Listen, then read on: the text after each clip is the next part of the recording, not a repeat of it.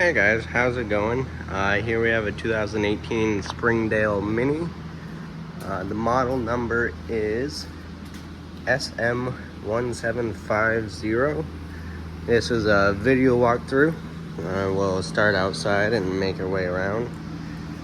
So up front you got your tongue, you got your jack to raise and lower it, to hook it up to the ball and to level it. You got your safety chains right here, and then you have your 7-way harness for your lights and brakes, and then this cable with a carabiner on it is for your breakaway switch, which basically is an emergency brake. So we put a carabiner on it because you hook it next to your chains, you never hook it to your chains. For if this ever came off the ball or for some reason it came off, this cable will pull out. There's a little box right here. That pin will pull out and it'll lock up your brakes. You got your propane tank here. It's just turn it on like this. And then you got gas to all your appliances inside. You got a 12-volt battery right here. And that's just the regulator for the propane. On this side you got storage, and you got a little hold back right there. And this is a pass-through storage, so it goes all the way to the other side, and you got another door on that side.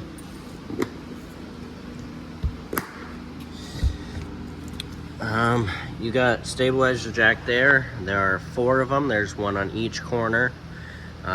These are only made for stabilizing. They're not made to level the unit. To level it, you'll have to back up onto blocks.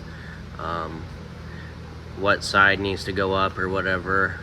Usually if you just carry like a 4-foot level or even like a smaller level with you, that'll work. Usually what I do is back up into my spot, get it to where I want, then throw the level inside to see how it is side to side, and then I'll put blocks down and then back up onto them and check it again.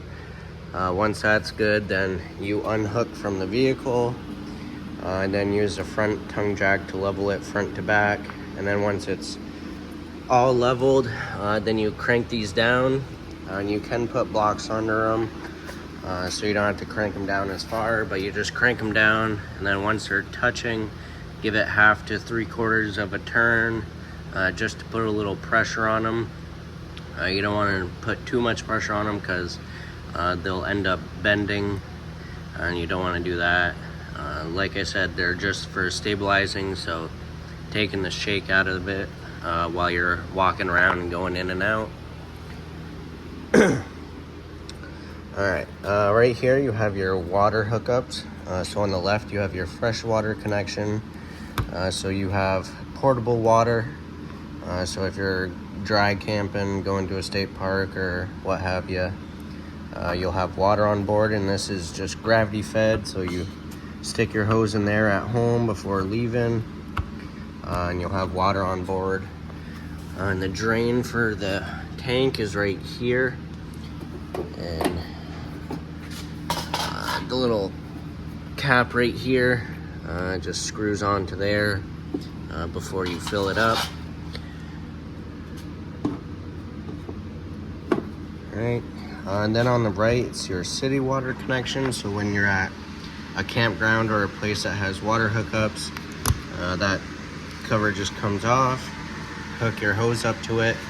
This turns so you don't have to spin the hose onto it. You can just hold the hose there and spin this.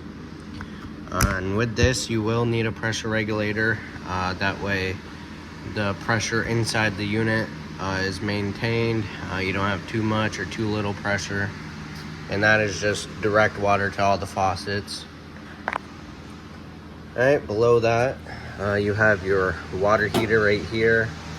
And this cover comes off. You have your anno rod right here. It's also your plug. It just slides right in there. Then you tighten it up. And this is a gas only water heater, and so the switch for that is inside. And it has an electrode right here, so it's electric ignition. You don't have to come out and light a pilot.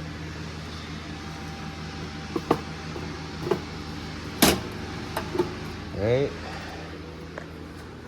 Then down this way, the previous owner put this level on here. I'm not sure how accurate it is. I haven't checked it, but they put one on here. Then you have your sewer outlets right here, and it's got labels right here telling you which one it is. But it's also color coded, so the one on the right is a gray handle. That's for your gray tank, which is your sink and shower water. On the left's a black handle for your black tank, which is your toilet waste. You'll leave these closed while using it. There's a monitor panel inside that will keep track of how full your tanks are. Once it's, 2/3 all the way full, you come out here. If you don't already have your hose hooked up, this cap just twists off. Hook the hose up there, stick it in the dump station. And then I recommend pulling the black tank first. Once that's emptied, close it, then pull the gray tank, and that'll flush out your sewer hose so it doesn't leave a mess inside of it. To the right, you have low point drains. Usually we don't even touch those, but they're there if you need them. Then you have your power cord right here. This cover just opens up, and this just pulls out, and then when you're done, you shove it back in. And this is a 30 amp unit. So when you go to campgrounds, make sure you ask for the 30 amp hookups. You can get an adapter to plug into a regular household outlet. It does have a regular household air conditioner, so you could run it off that, but you just have to be careful of what you're running at once. So just to be safe, make sure you have 30 amp hookups, and then you won't have to worry about anything. Alright, you got more storage in the back. This has a spare tire. It's not on a rim. The previous owner must have got rid of the spare tire or whatever, so we threw in this one here. So if you ever do have a problem, you will have a tire. You'll just have to take it to a shop to have them change it. The other stabilizer jack in the back. You do have a spare tire mount here, so if you wanted to get a rim to put on the tire, you could mount it right here to free up the space there. You got a nice big window in the back. I'll show you that from inside. Then back here, you have your cable hookup. And on to this side is your other storage. You have your awning, a couple outside speakers. You got a vent right here. There's a couple tabs. It's a little hard to see on camera, but there's some tabs right here. You twist down and it'll unlock that, and that is for the stovetop vent. So you want to make sure that's open while using that. And then if you're not using the fan, if you're just sitting there or if you're traveling, you want to make sure that's locked closed. That way no water or bugs or any debris gets flung up in there. Right here, this is the exhaust for your furnace. Previous owner put bug screen on it, so no bugs can make their home in there. This does get pretty hot, so just be careful of that. Don't touch it. Definitely don't lean anything up against it or put anything in front of it. Then these panels right here is the venting for the fridge. The only time you'll have to go back here is just to make sure that the flame is lit, because you have to light it manually from inside. So there's just these tabs right here you twist. Usually if you take a quarter or something, it's a little easier. Then you just pull on the top a little bit. Then right here, You have a little peep window right here. Right now I don't have it lit. It is running on electric right now, but that's where you can check to make sure there is a flame. And then there's just a couple tabs you line up, and then you line up the holes and snap it back in place, and then twist these to lock it in. Alright, and in between these panels you do have outside outlets. You do have a little porch light, your steps. You just lift up and push these in and then pull them out. And then this will be the other side of the storage compartment. So you got a couple cranks. This one right here will be for the stabilizer jack, or if you have a power drill, cordless one, you can use for the stabilizer jacks. It's just a 3/4 inch socket. You just want to be careful with that. You don't want to zip it down too fast. And then this one right here is for your awning. And so you got a little hook on the end of it. It will go right in here. And then all you do is you just turn the pole and it'll roll the awning out. A little tricky doing it one-handed. Get it back in.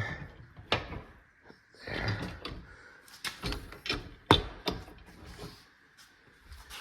Alright, put that back.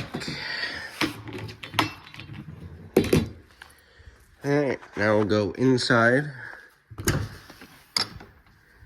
So this door is on a strut, so in the wind, you can leave the door open and it won't flop back and forth. And then you got a screen room, so if you do want to leave the door open, you can have a screen door, so no bugs get in. Alright. Alright, do a quick little pan around for you so you can see.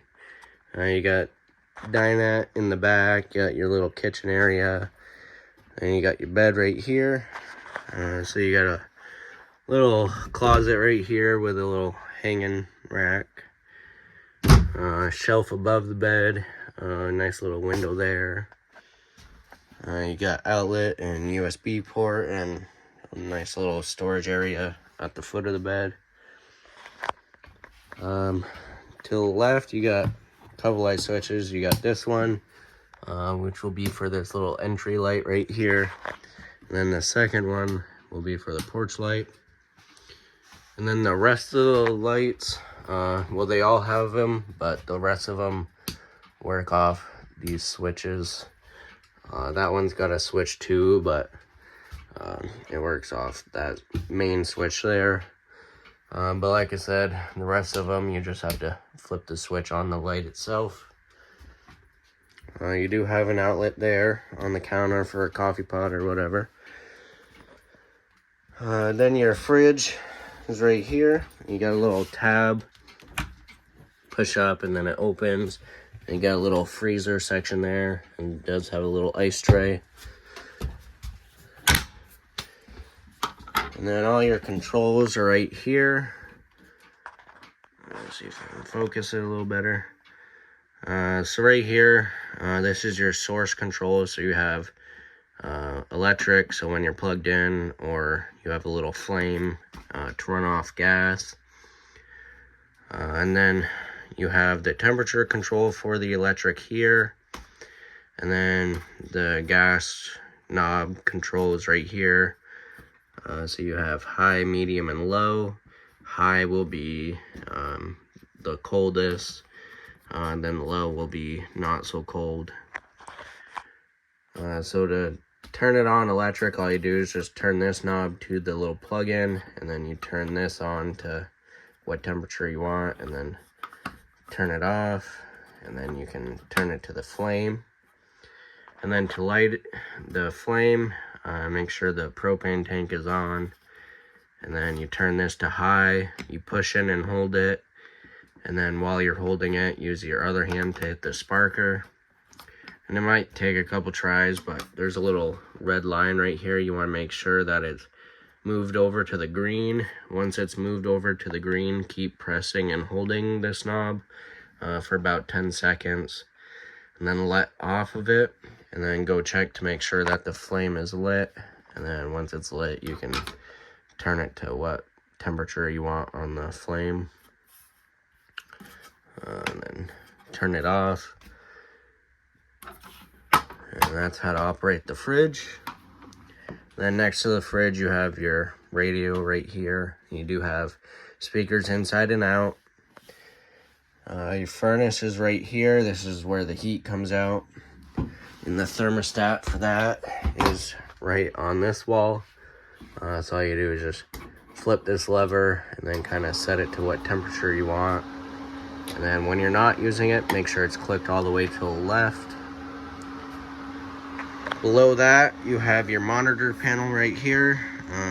So you got your battery, your fresh water tank, your black tank, and your gray tank. All you do is just push each button, it'll light up. So right now your battery is fully charged, but we're also plugged in. So to get an accurate reading of your battery, you have to be unplugged. Usually you'd check the battery if you're dry camping, not plugged in. Just to keep an eye on it. Then you got your freshwater tank, your black tank, and your gray tank. And if you're dry camping using your freshwater tank, you got your water pump switch here. You just flip that on, use your water. And then if you're dry camping, obviously you'll want to turn it off. That way it's not always on to save your battery. And then you got your water heater switch here, so you just flip it on, this light comes on. Once the water heater lights, this light will go out, and the water heater will try and light 3 times. If it doesn't light, this light will stay on, telling you it didn't light. So right now it just lit, so the light's out. But this is your fault light, so it'll tell you if it went out or if it didn't light. Just check your propane tanks. You know, if you've been using it, maybe you ran out of propane, or maybe when you're first starting it up, you forgot to turn on the propane tank. So you just turn it off, go check the tank, and then come back and light it back up. Sometimes air gets into the line, so you just gotta purge the line of the air. It should light up the second time. Alright, we'll go into the bathroom before we go any further. So your bathroom's right here, and you got a little light there, same light with a switch on it. Got your toilet here, a little foot flush down here. You got storage under the counter and the sink. Then you got your sink here, medicine cabinet with a mirror. And then you got a vent with a fan in it, so you just turn this knob. The vent will open. And then you got your switch for the fan. And then you want to make sure it's closed before travel, and if it's raining. They do make Max Air covers. There's just a cover that'll bolt to the vent. That way, if it is raining, you can leave the vent open, and that way no bugs will get inside there. Then you got your tub shower right here, a little shower curtain with a hold back there, so when you're traveling or done, you can hold the curtain there, makes it all nice and neat.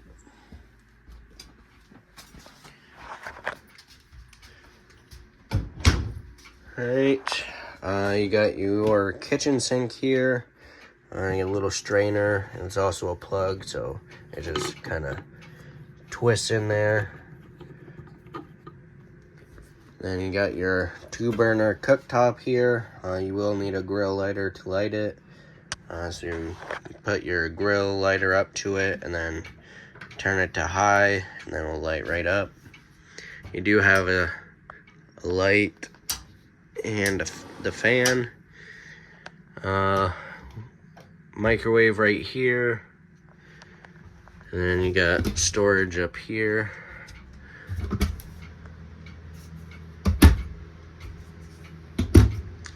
Alright, now in the back, you got more storage here.